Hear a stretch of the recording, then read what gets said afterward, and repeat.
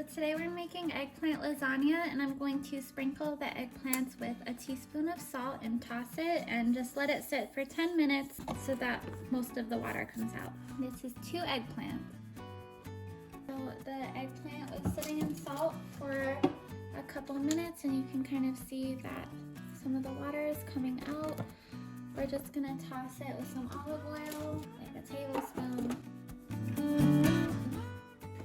Going to put it on the pan. We have the oven preheated to 400 degrees, and we're going to roast it for about 15 minutes. Okay, so we're making the filling for the lasagna, and we're going to add 1 whole onion chopped. We're going to add about 3 cloves of garlic, minced.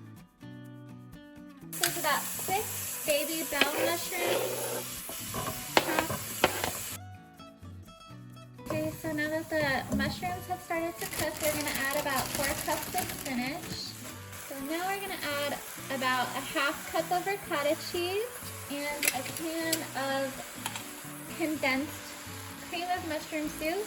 I'm going to add ½ a teaspoon of pepper, a teaspoon of salt. This is ready, and if you want, you can cook off a little bit more of the liquid from the soup, but we're just going to wait until the eggplant is ready and put that on top of the eggplant. We're going to start assembling the lasagna.